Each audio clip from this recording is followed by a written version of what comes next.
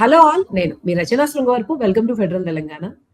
విద్యా కమిషన్ దాదాపు 18 నెలల తర్వాత 300 పాఠశాలల మీద అధ్యయనం చేసి 434 సిఫార్సులతో ప్రభుత్వానికి దాన్ని ఆకునూరి మురళి సబ్మిట్ చేశారు. అయితే ఈ విద్యా కమిషన్ రిపోర్ట్ వచ్చిన తర్వాత ఒకవైపు కొంత ప్రోగ్రెసివ్‌గా ఉన్నాయి అన్నటువంటి వాదనలు వినిపిస్తున్నా, దాదాపు టీచర్లు కూడా దీన్ని వ్యతిరేకిస్తున్నారు. ఇందులో ఉన్నటువంటి చాలా విషయాలు గవర్నమెంట్ స్కూల్స్ ఇంకా ప్రోగ్రెస్ అయ్యే మార్గంలో గాకుండా వెనక్కి తీసుకెళ్ళ ఉన్నాయని కూడా విమర్శలు వినిపిస్తున్నాయి.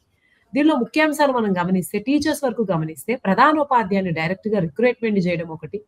సీనియారిటీ వైస్ వచ్చేటువంటి ప్రమోషన్స్ కాకుండా ఎగ్జామ్స్ వైస్ అక్కడ కూడా మెరిట్‌ని కన్సిడర్ చేయడం ఒకటి. అలాగే ఇవి ముఖ్యంగా టీచర్స్ వైస్ ఉన్నటువంటి అబ్జెక్షన్స్ అయితే ముఖ్యంగా ఈ 2 విషయాల్లో కనిపిస్తూ ఉన్నాయి. ఇంకొకటి వచ్చేసి ఇంటర్ విద్యని సెకండరీ విద్యలో భాగం చేయాలన్నటువంటి విషయము. Young India integrated residential schools కి సపోర్ట్ చేయడము, ఇవన్నీ కూడా. అలాగే గురుకుల డిగ్రీ కళాశాలలు ఏవైతే ఉన్నా అవి ఎత్తివేయాలి. ఇట్లా చాలా ఎడ్యుకేషన్ పరంగా చాలా రిఫార్మ్స్ అయితే అనౌన్స్ చేశారు. అలాగే టీచర్స్ పరంగా కూడా సీనియారిటీకి అంత ఇది అవసరం లేదు. అంటే సీనియర్ టీచర్స్ అయితే కొంత అప్‌గ్రేడ్ అవ్వట్లేదనో ఏమో గాని, కాంట్రాక్ట్ టీచర్స్‌ని తీసుకోవాలి, పర్మనెంట్ టీచర్స్‌ని తీసుకోకూడదు అన్నటువంటి సజెషన్స్ కూడా చేశారు. ఒకవైపు నుంచి చూసుకుంటే మిగిలిన వెస్టర్న్ నేషన్స్‌లో గాని వాటిలో గాని ఆల్‌మోస్ట్ ఆల్ మురళి గారు ప్రపోజ్ చేసినటువంటి చాలా విషయాలు కనిపిస్తున్నాయి. కానీ మన తెలంగాణ వరకు చూసుకుంటే ప్రభుత్వ పాఠశాలల మీద, టీచర్స్ మీద చాలా విమర్శలు ఉన్నాయి.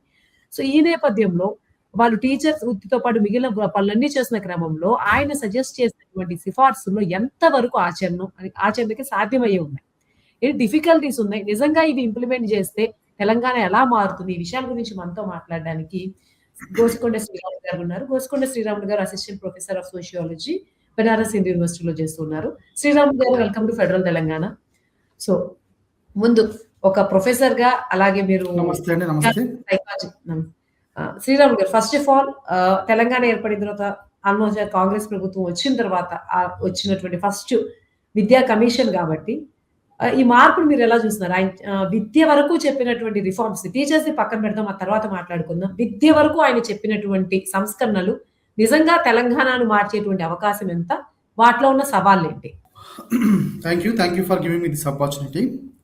ఫస్ట్ వన్, మనకి నేషనల్ ఎడ్యుకేషన్ పాలసీ 2020 అనేది నేషనల్ లెవెల్లో వస్తుంది. జనరల్గా స్టేట్ లెవెల్లో ఈ పాలసీలు అంత ఇంపార్టెన్స్ ఇవ్వరు. ఎందుకంటే education is in concurrent list. కాబట్టి సెంట్రల్ లెవెల్లో ఏ పాలసీ అయితే చేస్తారో అదే పాలసీని ఇంప్లిమెంట్ చేయడానికి, ప్లస్ ఒక 10%, 20% కరికులంలో చేంజ్ చేసుకోవడానికి, లేదంటే స్కూల్ లెవెల్లో అయితే ఫుల్గా అటానమీ ఉంటుంది. ఏ సిలబస్ పెట్టుకోవాలి, ఏ టెక్స్ట్ బుక్స్ తయారు చేసుకోవాలి, సో అంతవరకు ఫ్రీడమ్ ఉంటుంది. కానీ ఈ రకంగా ఒక విద్య కోసం ప్రత్యేకంగా కమిషన్ వేయడం అనేది ఒక వెల్కమబుల్ యాక్షన్. మనం అందరం కూడా స్వాగతించాల్సినటువంటి విషయం. ఎందుకంటే దీని పరంగా మన స్టేట్లో, తెలంగాణ రాష్ట్రంలో ఏమేం ప్రాబ్లమ్స్ ఉన్నాయి, గ్రాస్ రూట్ రియాలిటీలో ఏముంది, మధ్యాహ్న భోజన పథకం అమలు అవుతుందా లేదా, ఒకవేళ అమలు కాకపోతే అక్కడ ఏమేం ప్రాబ్లమ్స్ ఉన్నాయి, తర్వాత టీచర్స్ పనితీరు ఎలా ఉంది, రిజల్ట్ ఎలా ఉంది, గవర్నమెంట్ స్కూల్లో తక్కువ అవడానికి కారణాలు ఏంటి, ప్రైవేట్ స్కూల్లో ఎన్రోల్మెంట్ పెరగడానికి కారణాలు ఏంటి, ఇవన్నీ కూడా క్లియర్గా మనకు అర్థమవుతుంది ఈ కమిషన్ ద్వారా. వారు ఇచ్చినటువంటి రిపోర్ట్లో కూడా చాలా వరకు మంచి అంశాలు ఉన్నాయి. కానీ ముఖ్యంగా వాళ్ళు అంటే ఆ కమిషన్ మెంబర్స్లో కేవలం 2 మాత్రమే టీచింగ్ ఫ్యాకల్టీ సైడ్ నుండి వచ్చారు. అంటే టీచింగ్ అంటే అది కూడా యూనివర్సిటీ లెవెల్ ప్రొఫెసర్స్ వచ్చారు. సో మిగతా వాళ్ళలో తీసుకుంటే నార్మల్ డిఫరెంట్ మెంబర్స్ ఉన్నారు. కానీ ఎడ్యుకేషన్ డిపార్ట్మెంట్ నుండి లేదంటే అదర్ ప్రొఫెసర్స్ కానీ, సోషల్ సైన్స్ కానీ, even from the teacher association side కానీ, ఈ వెరీ సీనియర్ వాళ్ళే కాదు, కొంతమంది రిటైర్డ్ అయినటువంటి వాళ్ళు, రిటైర్డ్ అయిపోయి న్యూట్రల్గా ఉన్నటువంటి టీచర్స్ కూడా ఉన్నారు. అంటే ఏ సంఘానికి అనుబంధంగా పనిచేయకుండా అటువంటి వాళ్ళని కూడా వీళ్ళు ఇంకా పరిగణలోకి తీసుకొని, ఇంకా కొంచెం టైం తీసుకొని క్లియర్గా ఈ రిపోర్ట్ను కనుక చేస్తే ఇంకా బాగుండేది. కానీ ఏది ఏమైనప్పటికీ ప్రతి రిపోర్ట్ లోపల కొంతవరకు ప్లస్ పాయింట్స్ ఉంటాయి, మైనస్ పాయింట్స్ ఉంటాయి. అంటే అడ్వాంటేజెస్, డిసడ్వాంటేజెస్. దీని లోపల కూడా చాలా వరకు అడ్వాంటేజెస్ ఉన్నాయి. సో ఆ అడ్వాంటేజెస్ కనుక తీసుకున్నట్లయితే మనకు ఫస్ట్ పాయింట్, ప్రీ ప్రైమరీ ఎడ్యుకేషన్ని స్కూల్ లోపల కలపాలని చెప్పడం. ఎందుకంటే ప్రైవేట్ స్కూల్లో ఆల్రెడీ నర్సరీ, ఎల్కేజీ, యూకేజీ ఇది స్టార్ట్ అయిపోయింది. అది గవర్నమెంట్ స్కూల్లో తీసుకుంటే మనకు కేవలం నర్సరీ అంటే శిశువు అంటాం మనం. ఆలు తెలంగాణలో ఎక్కువ వరకు ఆలు అని పిలుస్తారు. శిశు క్లాసు తర్వాత 1 అంటే ఎల్‌కేజీ, యూకేజీ మిస్ అవుతుంది. సో, ఈ ఎల్‌కేజీ, యూకేజీ మిస్ అవుతుంది కాబట్టి ఈ ప్రీ ప్రైమరీ ఎడ్యుకేషన్ గనుక స్కూల్ ఎడ్యుకేషన్‌లో కలిపితే మనకు ఈ రిసోర్స్ యుటిలిటీ కూడా చాలా ఎక్కువగా ఉంటుంది. స్కూల్ ఎడ్యుకేషన్‌లో పార్ట్ అవుతుంది. తర్వాత ప్రతి ఊర్లో ఉన్నటువంటి అంగన్వాడీ కేంద్రాలు ఎట్లా పనిచేస్తున్నాయో కూడా ప్రతి ఒక్కరికి తెలుసు. దాని గురించి చెప్పాల్సినటువంటి అవసరం లేదు. ప్రతి ఒక్కరికి తెలిసినటువంటి విషయం. అవి ఎలా పనిచేస్తున్నాయి, దాని లోపల ఉన్నటువంటి ఎన్రోల్మెంట్ ఎంత, వాళ్ళు ఎటువంటి ఫుడ్ ఇస్తున్నారు, గర్భిణీ స్త్రీలకు కానీ, బాలింతలకు కానీ, తర్వాత పుట్టిన తర్వాత ఇచ్చేటువంటి పిల్లలకి ఇచ్చేటువంటి ఆహారం సర్టెన్ ఏజ్ వరకు 3 ఇయర్స్ వరకు అంగన్వాడీ సెంటర్స్ కావాల్సిందే.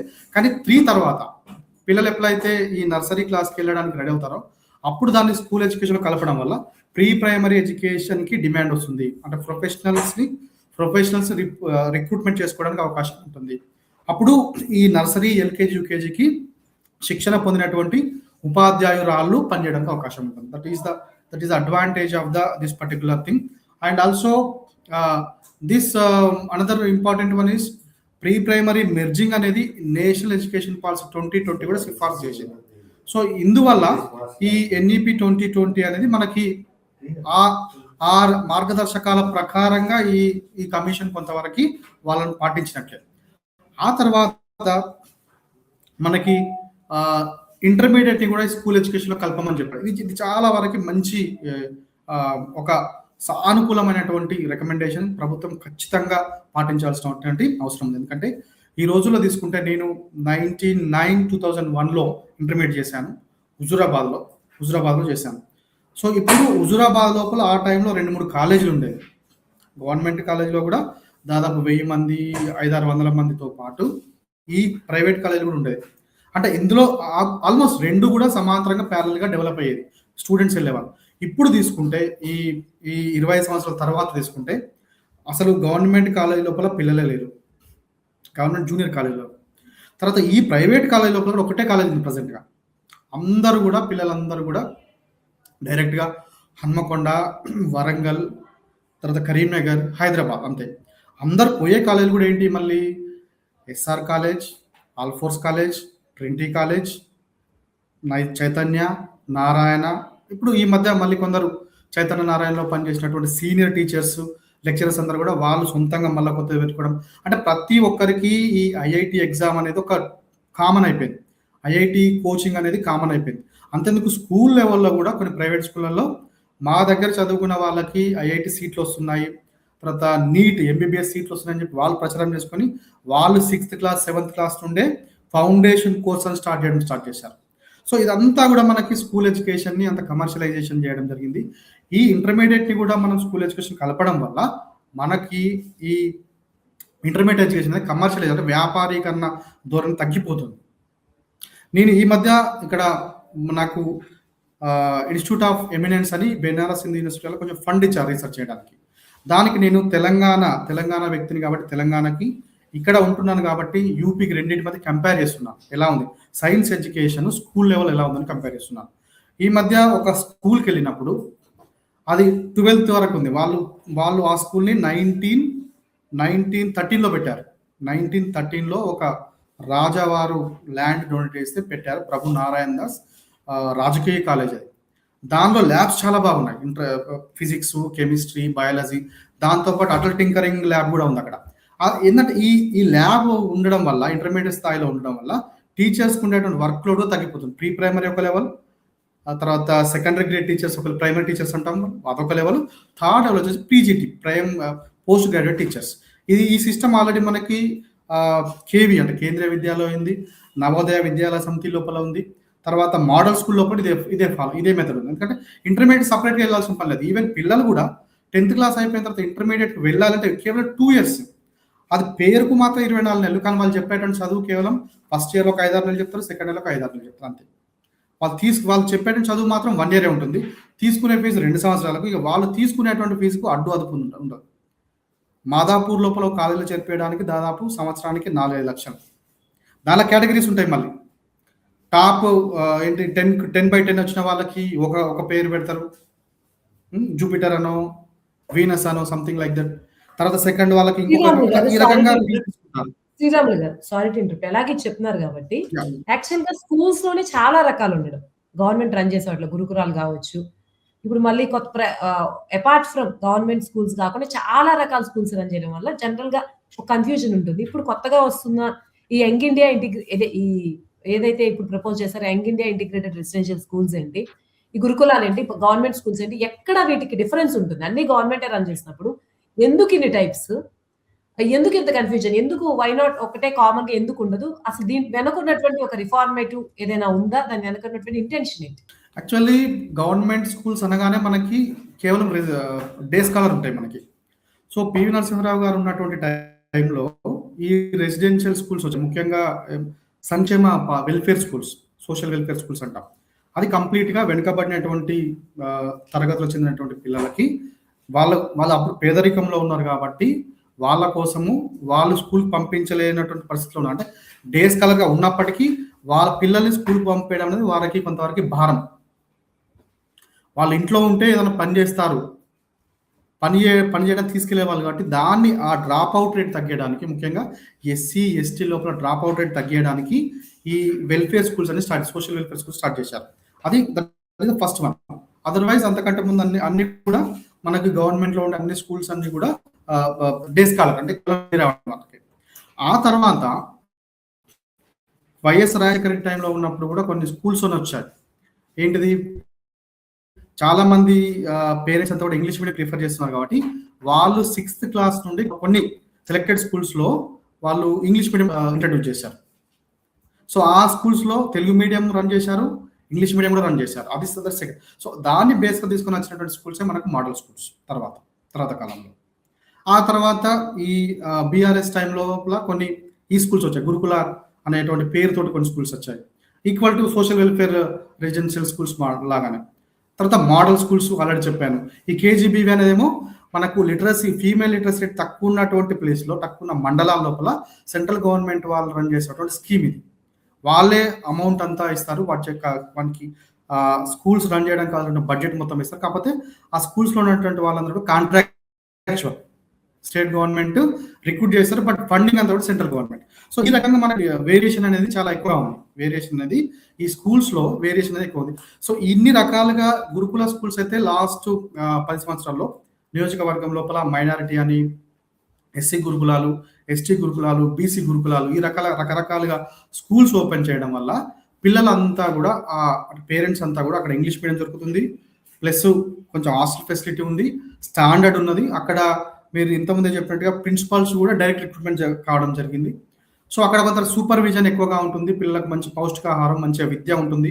ఇంగ్లీష్ మీడియం ఉంటుందని చెప్పి ఇక్కడ ఈ కామన్‌గా ఉన్నటువంటి లోకల్ బాడీ స్కూల్స్ కానీ, ఎంపీపీఎస్ కానీ, ఎంపీయూపీఎస్ కానీ, జెడ్పీహెచ్ఎస్ కానీ, తర్వాత గవర్నమెంట్ స్కూల్స్ ఆ స్కూల్‌లో ఉన్నటువంటి వాళ్ళ పేరెంట్స్ అంతా ఇటువైపు షిఫ్ట్ చేయడం జరిగింది. ఇన్ని రకాలుగా స్కూల్ ఉండడం వల్లే మనకు ఊర్లలో ఉన్నటువంటి ఈ గవర్నమెంట్ స్కూల్ లోపల ఎన్రోల్‌మెంట్ బాగా తగ్గిపోయింది. సో, ఇది ఒక కారణం. మరొకటేంటంటే ఇప్పుడు గవర్నమెంట్ వాళ్ళు స్టార్ట్ చేయబోయే 200 కోట్లు స్టార్ట్ చేయబోయే స్కూల్స్ ఉన్నాయి ఇంకా. సో, దాని లోపల ఎవరు చేరుతారనేటువంటి మరొకటి. ఎందుకంటే కాలం మారిపోతుంది. పేరెంట్స్ అంతా కూడా ఒక పిల్లవాళ్ళు, కొంతమంది ఇద్దరు పిల్లలు మాత్రమే ఉంటున్నారు. ఆ ఒకళ్ళు ఇద్దరు ఉన్నప్పుడు వాళ్ళ తోటే ఉంచుకోవడానికి ఇష్టపడతారు. అంతకుముందు ఉన్నటువంటి పరిస్థితి వేరు. అప్పుడు నలుగురు, ఐదుగురు ఉన్నప్పుడు ఎవరో ఒకళ్ళు ఇద్దరు హాస్టల్‌లో ఉంటే కొంతవరకు మన కుటుంబానికి ఆర్థికంగా ఓకే అవుతుంది. అంటే వెసులుబాటు ఉంటుందని ఆలోచించారు. ఇప్పుడు ఆ పరిస్థితి లేదు. ఉన్న ఒక్క పిల్లవాడు ఇద్దరు ఉన్నా కూడా ఇంట్లోనే ఉంచుకోవాలనేటువంటి ఫీలింగ్ ఉంది. ఎవరో కొంతమంది ఇష్టపడుతున్నారు. సో, ఇన్ని రకాలుగా రెసిడెన్షియల్ స్కూల్స్ ఉన్నప్పటికీ మళ్ళీ ఈ కొత్త స్కూల్‌ని స్టార్ట్ చేసి మరి ఏం చేస్తారు అనేది వాటి మీద కాలమే సమాధానం చెప్తుంది. ఎట్లా రన్ అవుతాయి? వాటి ప్రభావం ఎలా ఉంటుందనేది. శ్రీరాములు గారు ఇప్పటి వరకు మీరు స్కూల్స్ వీటి గురించి చెప్పారు. వీటి గురించి ఇప్పుడు రిఫార్మ్స్ గురించి మాట్లాడుకుందాం. ఇవి ప్లస్ అవుతాయా? మైనస్ అవుతాయా? ఒక్కొక్కటి. నేను జస్ట్ పాయింట్స్ చెప్తాను. దాని గురించి మీరు ఇంకా క్లియర్‌గా ఎలాబొరేట్ చేసేయండి. ఫస్ట్ మనం టీచర్స్‌తో స్టార్ట్ చేద్దాం. టీచర్స్‌ని కాంట్రాక్ట్ బేసిస్‌లో తీసుకోవడం అన్నది. అంటే టీచర్స్ వైపు వాదన వింటే ఉద్యోగ భద్రత లేకుండా వాళ్ళు నాణ్యమైన విద్యను ఎలా అందిస్తారని టీచర్స్ వాదన. కాంట్రాక్ట్ బేస్డ్ అయితే కొంత భయంతో చేస్తారు. లేకపోతే సీనియారిటీ వల్ల కొంత రిలాక్స్డ్ ఫీలింగ్ వస్తుందని అదొకటి. పదోన్నతులు ఇచ్చేటప్పుడు జస్ట్ సీనియారిటీ వైస్ కాకుండా ఎగ్జామ్స్ పెట్టి ఇవ్వాలంది. అది కూడా ఇది చేస్తుంది. ఇంకోటి జీతాల గురించి కూడా ప్రస్తావించారు. జీతాలు ఎక్కువ ఉన్నాయన్న మాట కూడా అనడం జరిగింది. దాన్నే టీచర్స్ చాలా వ్యతిరేకిస్తూ ఉన్నారు. సో, ఈ 3 విషయాల్లోనే టీచర్స్ కొంత అభద్రతకు లోనవుతున్నట్టు వ్యతిరేకిస్తూ ఉన్నారు. Even progressive teachers federation union లాంటి సంస్థలు దానికి వ్యతిరేకంగా కూడా స్టేట్మెంట్ రిలీజ్ చేసింది. ఇది టీచర్స్ వైస్. ఇంకొకటి మీరే చెప్పారు, ఈ గురుకుల డిగ్రీ కళాశాలను తీసేద్దామని కూడా ఒక ప్రపోజల్ చేశారు. అది ఎంతవరకు బాగుంటుంది? మేబీ ఇంకేమన్నా రీప్లేస్ చేస్తారా? లేకపోతే అవసరం లేదని కామన్ తీసుకొస్తారా? అదొకటి. ఇంకొకటి పాస్ పర్సెంటేజ్ 35% నుంచి 45%కి పెంచడం. అసలు గవర్నమెంట్ స్కూల్స్ లో జాయిన్ అయ్యేటువంటి పిల్లలే తక్కువ. కొన్ని చోట్ల సింగిల్ టీచర్ రన్ స్కూల్స్ ఉన్నాయి.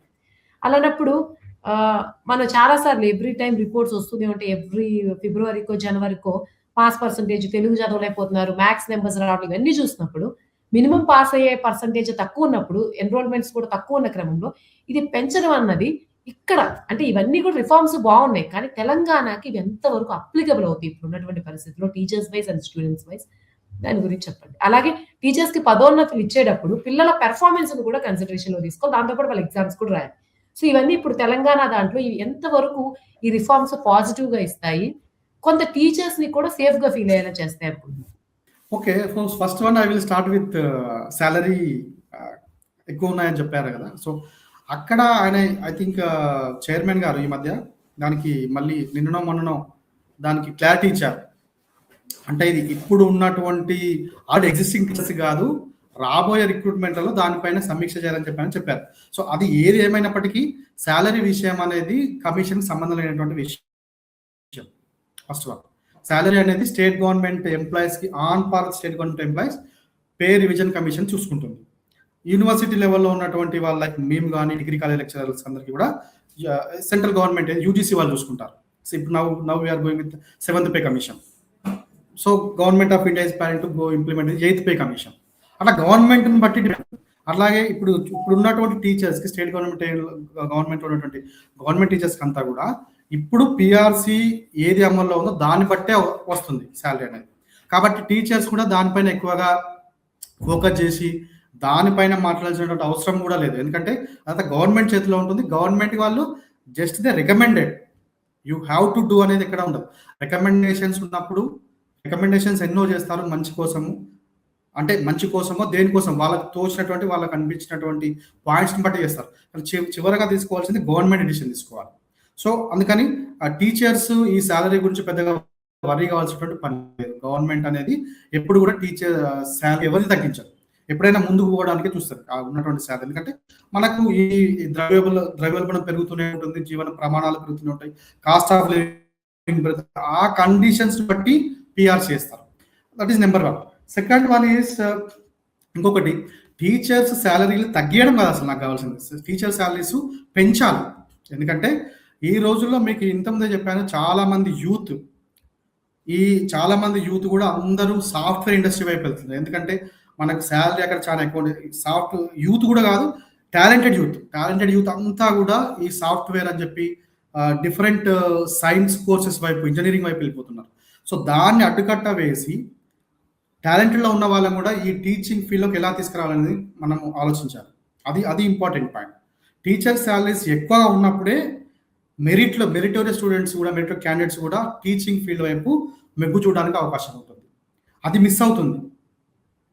చాలా తెలివిగా ఉన్నటువంటి వాళ్ళంతా కూడా ఇంజనీరింగ్ వైపు వెళ్ళిపోతున్నారు. ఎందుకంటే ఈ టీచింగ్ ఫీల్డ్ లోపల మనకు అంటే శాలరీస్ తక్కువ ఉన్నాయి కాబట్టి ఇది వీలు కాదు, మనకు మంచి శాలరీస్ కావాలి, లుక్రేటివ్ జాబ్స్ కావాలి, మంచి విలాసవంతమైన సౌకర్యాలు కావాలి, హైదరాబాదు, బెంగళూరు, వీలైతే వేరే కంట్రీస్కి వెళ్ళిపోయి జాబ్ చేయాలి అనేటువంటి విషయాలు. ఇప్పుడు కేరళ వాళ్ళని తీసుకుంటే కేరళ వాళ్ళు చాలా మంది దుబాయ్లో జాబ్ చేస్తారు,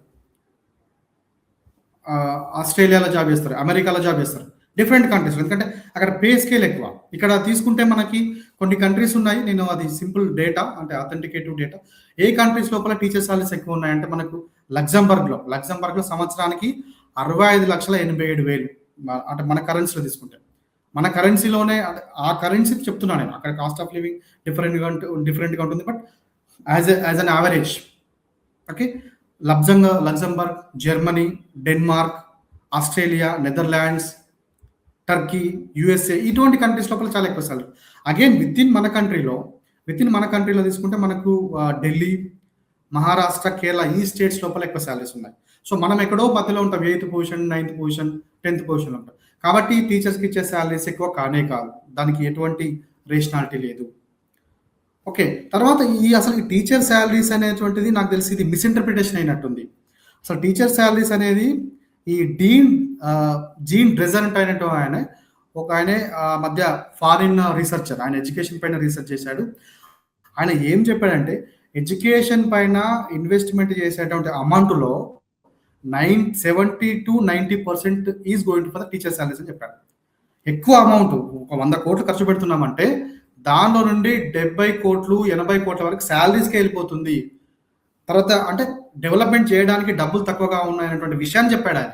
సాలరీస్ అందుకని చెప్పి సాలరీ తగ్గిమని చెప్పలే ఆయన. ఎక్కువ అమౌంట్ ఈ బడ్జెట్ విద్యకు కేటాయించిన బడ్జెట్లో ఎక్కువ అమౌంట్ సాలరీస్కి వెళ్ళిపోతుంది కాబట్టి దాన్ని ఇంకా బడ్జెట్ పెంచండి అని చెప్పారు. So that is the major point. అక్కడ మిస్కమ్యూనికేషన్ మిస్ఇంటర్ప్రిటేషన్ జరిగింది. కానీ ఏది ఏమైనప్పటికీ టీచర్స్కి there will be no worry. They should not worry anything about their salaries. It will be on par with the PRs. It is in the hands of the government, not with the commission. Okay. తర్వాత ఇంకోటి తీసుకున్నట్లయితే మన గురుకుల degree colleges అని చెప్పారు. So Gurukula degree colleges they are performing very well. ఏవేవైతే మంచిగా perform చేస్తున్నాయో అటువంటి దగ్గర పర్ఫామ్ అయిన వాటిని పుష్ చేయడం, పర్ఫామ్ కాని చోట ఎందుకు పర్ఫార్మెన్స్ తక్కువగా ఉంది, దానికి రీజన్స్ ఏంటి, యాక్షన్ రీసెర్చ్ మెథడ్ అని ఒకటి ఉంటుంది. ఆ ఇన్స్టిట్యూషన్ మోడల్లోనే చూసుకొని ఎక్కడ ప్రాబ్లం ఉంది, ఎక్కడ స్వాట్ అనాలిసిస్ చేసుకొని దాన్ని డెవలప్ చేయాల్సి ఉంటుంది.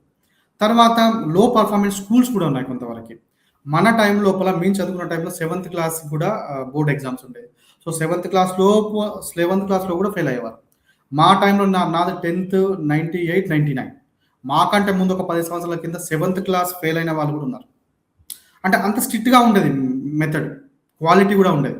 ఇప్పుడు చైల్డ్ రైట్స్ రావడం వల్ల, రైట్ టు ఎడ్యుకేషన్ యాక్ట్ రావడం వల్ల ఈ 7th క్లాస్లో బోర్డ్ ఎగ్జామ్ తీసేయడము, తర్వాత కేవలం 10th క్లాస్ లోపల 10th క్లాస్లో బోర్డ్ ఎగ్జామ్స్ పెట్టడం వల్ల పిల్లలు కొంతవరకు చదవలేరు. ఇంకోటి తీసుకుంటే ఈ సిలబస్ అనేది కూడా అప్డేట్ అయిపోయింది. పిల్లవాడికి కేవలము టీచర్ చెప్పేటువంటి విషయాలే కాకుండా రకరకాల సోర్సుల నుండి చూసుకోవచ్చు. యూట్యూబ్లో చూసుకోవచ్చు. పిల్లవాళ్ళు ఈ మధ్య యూట్యూబ్ కూడా కొంతమంది చూస్తున్నారు. కొంతవరకు షార్ట్స్ లోపల కూడా ఎడ్యుకేషన్ గురించి చెప్తున్నారు. అంటే కేవలం టీచరే కాకుండా మల్టిపుల్ సోర్సెస్ నుండి పిల్లవాడు నేర్చుకోవడానికి అవకాశం ఉంది. ఎక్కడ పోతుంది మరి అంటే పిల్లవాడికి ఇంట్రెస్ట్ పోతుంది, ఎడ్యుకేషన్ పైన ఇంట్రెస్ట్ పోతుంది. చాలామంది కూడా ఈ రోజుల్లో అసలు విద్యతోటి మనకు వచ్చేదేముంది, ఎందుకంటే విద్య చదువుకోవడం వల్ల గవర్నమెంట్ జాబ్స్ అనేవి తగ్గిపోయాయి. ఇప్పుడు మనం తీసుకుంటే స్కూల్ లోపల కూడా చాలా వాళ్ళకి వేకెన్సీలు ఉన్నాయి. దాని లోపల కాంట్రాక్ట్ టీచర్స్ అని, పారా టీచర్స్ అని, పార్ట్ టైం టీచర్స్ అని, అవుట్ సోర్సింగ్ అని రకరకాలుగా ఉన్నాయి. సో మరి ఈ పాయింట్ని మనం కమిషన్ వాళ్ళు అడ్రస్ చేయాల్సి ఉండే. తర్వాత కాంట్రాక్ట్ తీసుకోవడం టీచర్స్ అనేది కొంతవరకు అది ఆబ్జెక్షనబుల్. కాంట్రాక్ట్ వద్దని మొత్తుకుంటున్నాము, పర్మనెంట్గా ఉండాలి. పర్మనెంట్ ఉండుకుంటూ వాళ్ళు పర్ఫార్మెన్స్ చేసే విధంగా ఉండాలి. టీచర్స్ మంచి పర్ఫార్మెన్స్ అంటే జవాబుదారి, accountability they have to take. ఇంకొకటి ఈ స్కూల్ ఎడ్యుకేషన్లో సూపర్వైజరీ పొజిషన్స్ అంటే హెచ్ఎం కానీ, మండల్ ఎడ్యుకేషన్ ఆఫీసర్ కానీ, డిప్యూటీ ఎడ్యుకేషన్ ఆఫీసర్ కానీ, ఇవన్నీ కూడా చాలా దాదాపు 40-50 సంవత్సరాల నుండి వీటికి రిక్రూట్మెంట్ లేదు. నేను ఎంఎడ్ చేసింది 2006-07. అప్పుడు నేను ఎంఎడ్ చేసే టైం లోపల ఎంఎడ్ పొజిషన్స్ పడతాయని మా ప్రొఫెసర్ చెప్పారు ఉస్మాన్ యూనివర్సిటీ ఐఏఎస్సిలో హైదరాబాద్. అప్పటి నుండి ఎదురు చూస్తున్నాం మేము. ఎంఈఓ పోస్టులు పడితే మనం అప్లై చేసుకోవచ్చు, డిప్యూటీఓ పోస్టులు పడితే అప్లై చేసుకోవచ్చు. నథింగ్. ఇప్పటికీ 20 సంవత్సరాలు అయిపోయింది, ఆ పొజిషన్స్ లేవు. ఆ మండల్లో సీనియర్ టీచర్ అయితే ఎవరైతే ఉన్నారో వారికి ఈ ఎంఈఓ బాధ్యతలు అప్పచెప్తారు. ఆయన లేదా ఆమె ఏం చేయాలి, స్కూలు హెచ్ఎంగా చూసుకోవాలి, ఇక్కడ ఎంఈఓ బాధ్యతలు తీసుకోవాలి. అదొకటి, ఇదొక ప్రాబ్లం. తర్వాత ఎన్రోల్మెంట్ కూడా ఇప్పుడు మనకు స్టేట్లో గవర్నమెంట్ స్కూల్స్ తీసుకుంటే దాదాపు 28,000 అంటే 68% ఉన్నాయి. ప్రైవేట్ స్కూల్ తీసుకుంటే 13,000 చిల్లర ఉన్నాయి, అది 32% ఉంది. స్టూడెంట్స్ తీసుకుంటే స్కూల్ వైజ్ ఏమో 68% ఉంది, స్టూడెంట్ ఎన్రోల్మెంట్ 35%, అంటే సగానికి సగం, దాదాపు సగం అంటే కొంచెం తక్కువ. ప్రైవేట్లోనేమో 49 లక్షల చిల్లర ఉన్నారు పిల్లలు, అది 65% ఉంది. ప్రైవేట్ స్కూల్స్ వైజ్గా తీసుకుంటే 32%, కానీ ఎన్రోల్మెంట్ వైజ్ డబుల్, అది 65% ఉంది. గవర్నమెంట్లో తీసుకుంటే గవర్నమెంట్ నంబర్ ఆఫ్ స్కూల్స్ ఏమో 68% ఉన్నది 28,000, వాళ్ళ ఆ స్కూళ్ళలో చదివేటువంటి వాళ్ళు 26 లక్షలు, అంటే 30% సగం వరకే ఉంది. మరి ఈ డైమెన్షన్ ఏంటి? ఈ డైమెన్షన్ కారణము పేరెంట్స్ యొక్క పర్సెప్షన్ మారిపోవడము, ప్రైవేట్ స్కూల్, గవర్నమెంట్ స్కూల్ అని. ఈ రోజుల్లో చాలా మంది పేరెంట్స్ కూడా వాళ్ళ పిల్లవాడిని గవర్నమెంట్ స్కూల్ పంపిస్తే అది పేదరికంలో ఉన్న వాళ్ళు మాత్రమే పంపిస్తారని ఒక సోషల్ స్టేటస్ అయిపోయింది అది. నేను ఫర్ ఎగ్జాంపుల్ నా పిల్లవాడిని గవర్నమెంట్ స్కూల్ పంపిస్తానంటే అది ఏంటంటే నేను పేదవాడిని అని ఒప్పుకోవడం. అది ఇడిచిపెట్టి అందుకని దాని నుండి ఆ నెగటివ్ ఫీలింగ్ నుండి సైకలాజికల్ ఫీలింగ్ నుండి బయటికి రావడానికి ప్రతి ఒక్కరు కూడా ప్రైవేట్ స్కూల్ పంపిస్తున్నారు. ఎందుకంటే they want to claim that they are rich, at least they are not poor people, they are not poor. ఇది జరుగుతుంది ఎక్కువ, ఒకరిని చూసి ఒకరు. అలాగే మార్కెట్లో కూడా, మార్కెట్ అంటే ఇప్పుడు మార్కెట్ ఎందుకంటే విద్య అనేది ఒక కమాడిటీ అయిపోయింది. మీరు సూపర్ మార్కెట్కి వెళ్ళారనుకోండి, మీకు కావాల్సినటువంటివి ఉంటాయి. ఆపిల్స్ లోపల కూడా 4-5 టైప్స్ ఉంటాయి. ఈవెన్ కుకింగ్ ఆయిల్ లోపల 4-5 టైప్స్ ఉంటాయి. 130 రూపీస్కి ఉంటుంది, 140 ఉంటుంది, 150 ఉంటుంది, 160 ఉంటుంది, 200 ఉంటుంది, 250 ఉంటుంది, 300 ఉంటుంది. It is your wish. మీ దగ్గర ఎంత మనీ ఉంటే ఆ మనీ తగ్గట్టు. డబ్బులు తక్కువ ఉన్న వాళ్ళు 120 రూపీస్ ప్యాకెట్ తీసుకుంటారు, డబ్బులు ఎక్కువ ఉన్న వాళ్ళు 250 రూపీస్ తీసుకుంటారు. లేదు డబ్బులు తక్కువ ఉన్న వాళ్ళు కూడా కొంతవరకు ఆరోగ్యం బాగా చేస్తుంది, ఆరోగ్యానికి ఇది మంచిది అనుకుంటే they will choose for 200 rupees packet. అంటే వాళ్ళకి ఆ స్తోమత లేకుండా కూడా ఆరోగ్యాన్ని గురించి ఆలోచిస్తున్నారు కాబట్టి దే విల్. అట్లాగే అదే మాటలో ఎడ్యుకేషన్ కూడా ఈ గ్లోబలైజేషన్ పీరియడ్ లోపల, లిబరలైజేషన్, ప్రైవేటైజేషన్, గ్లోబలైజేషన్ టైంలో ఎడ్యుకేషన్ ఒక కమాడిటీ అయిపోయింది. Education is not at all A service sector, పేరుకు మాత్రమే సర్వీస్ సెక్టర్. మీరు తీసుకుంటే ఈ 1990 కానీ 2000 ఇయర్లో ప్రతి ఎమ్మెల్యే, ఎంపీ కూడా వాళ్ళ విలేజ్లో స్కూల్ గురించి మాట్లాడేవారు. స్కూల్ అప్గ్రేడ్ కావడం కానీ, జూనియర్ కాలేజీని తెచ్చుకోవడం కానీ ఆ మండలంలో, లేదంటే ఆ వెనుకబడిన ప్రాంతంలో, ఆ డివిజన్లో తెచ్చుకోవడానికి ట్రై చేసేవారు. ఇప్పుడు నో, అటువంటిది ఏం లేవు. అంతేందుకు ఈ మధ్య మనం సర్పంచ్ ఎలక్షన్ చూసాం. ఏ ఊళ్ళో అయినా మా స్కూల్లో టీచర్ పొజిషన్స్ కావాలని కానీ, మా స్కూల్ని అప్గ్రేడ్ చేయండి అని అడిగిన వాళ్ళు ఉన్నారా? నో, ఎక్కడా లేరు. ఎందుకంటే ఓటు బ్యాంక్ పాలిటిక్స్ ఎక్కువైపోయాయి. ఈవెన్ గవర్నమెంట్స్ కూడా ఇది ఇష్టమే ఉన్నట్టుంది. ఏంటిది? ఈ ప్రైవేటైజేషన్, ప్రైవేట్ స్కూల్ నంబర్ పెంచడము, స్లోగా గవర్నమెంట్ స్కూల్ తగ్గేయడము. ఎందుకంటే ఇది ఒక భారంగా మారిపోతుంది వాళ్ళకి. ఈ మారుతున్నటువంటి సినారియోలో వాళ్ళు డైరెక్ట్గా ఓటర్కు డబ్బులు ఇస్తే మనకు ఓట్లు వస్తాయి అనేటువంటి ఆలోచనలో ఉన్నారు కాబట్టి వాళ్ళ ఎడ్యుకేషన్ పైన తక్కువగా చేయడానికి ఆలోచిస్తున్నారు ఇన్వెస్ట్మెంట్. ఈవెన్ కమిటీ కూడా మనకు 18% స్పెండ్ చేయాలని చెప్పారు. సో దాని గురించి ఎవరు మాట్లాడట్లేదు. It's a good point. 6% ఇవ్వలేకపోతున్నారు government, but they recommended for 15%, 18%. Positive aspects చెప్పండి శ్రీరామ్ గారు. This is the positive aspect. Then merging with the pre-primary with school education is also positive aspect. We can welcome that. Then even merging intermediate education with the school education is also a positive aspect. Again, another one is aided degree colleges ఉన్నాయి హైదరాబాద్ పెద్ద టౌన్లో. So అవన్నీ మళ్ళీ government take over చేసుకొని అని అటువంటి plan కూడా వారు చెప్పారు. అది కూడా ఒక మంచి ఆస్పెక్ట్. తర్వాత ఈ పర్ఫార్మెన్స్ బేస్డ్, అంటే స్కూల్ ఎక్కడైతే మనకు ఈ లో పర్ఫార్మెన్స్ తక్కువగా ఉందో ఆ స్కూల్లో కొంతవరకు జవాబుదారులను తీసుకురావాలి. ఎందుకంటే పిల్లవాడికి మంచి మాటలు చెప్పి వాడిని చదివించి pass percent at least 50%, 60% gradually every year they have to increase it. అదొకటి కూడా టీచర్స్ అకౌంటబిలిటీ ఉంటుంది. టీచర్స్కు రకరకాల బాధ్యతలు ఇవ్వడం జరుగుతుంది గవర్నమెంట్ టీచర్స్కి, అదొకటి. తర్వాత ప్రైవేట్ టీచర్స్ గురించి అసలు ఏం మాట్లాడలేదు. ప్రైవేట్ టీచర్స్కి ఉన్నటువంటి సమస్యలు, ప్రైవేట్ టీచర్స్కు చాలా వరకు ఎక్స్‌ప్లాయిటేషన్ ఉంది. వారికి పిఎఫ్ ఫెసిలిటీ లేదు, ఈపీఎఫ్ ఫెసిలిటీ లేదు, తర్వాత జాబ్ సెక్యూరిటీ లేదు, తర్వాత సమ్మర్ వెకేషన్లో వాళ్ళకి ఈ శాలరీ పేమెంట్ కూడా లేదు. వాళ్ళకి వచ్చే 5,000, 6,000, 10,000 ఆ అమౌంట్ లోపల కూడా లేదు. అసలు నిజానికి ఈ ప్రైవేట్ టీచర్స్ చెప్పాను కదా ఇంతకుముందే, దాదాపు 2,11,000 మంది ఈ ప్రైవేట్ టీచర్స్ సెక్టర్లో స్కూల్లో పనిచేస్తున్నారు.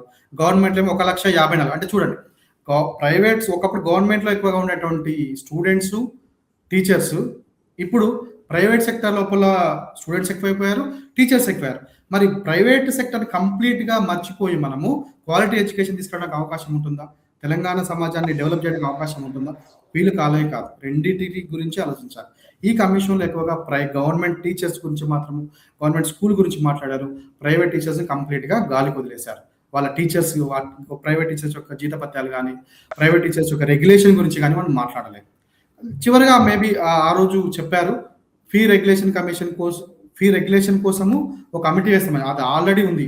లాస్ట్ టైం గవర్నమెంట్ కూడా తిరుపతిరావు కమిషన్ వేశారు. బట్ దాని ఇంప్లిమెంటేషన్ ఏందనేది ఇంతవరకు లేదు. సో ఇటువంటి కొన్ని డ్రాబ్యాక్స్ కూడా కమిషన్లో ఉన్నాయి. సో ఇవన్నీ కనుక తీసుకుంటే అదొకటి ఉంది. చివరగా అదే ఊళ్ళోపల పనిచేయాలనేటువంటిది కూడా ఉంది ఈ దీని లోపల. అదే ఊళ్ళోపల పనిచేయాలనేటువంటిది ఇట్ ఈస్ మీనింగ్లెస్. ఎందుకంటే ఈ రోజుల్లో ట్రాన్స్పోర్టేషన్ ఫెసిలిటీస్ ఉంది. ఎవరికి నువ్వు ఇక్కడే ఉండి చెప్పాలని పని లేదు. Their work is 9 to 10. Very specifically, it is 9 to 10 job. You have to take care of how they are work. You can improve their performance from 9 to 10. Otherwise, courts will intervene. రకరకాల mechanisms ఉన్నాయి. ఈ రోజుల్లో everything will be coming under rights only. Employee rights or human rights, child rights. So we have to be very careful. Not something like that you have to stay there only and you have to work there. It is not good thing. Yeah, this is from my side. Okay. Thank you so much Sriramulu గారు. Positives and negatives and all aspects గురించి చాలా క్లియర్‌గా మాట్లాడారు.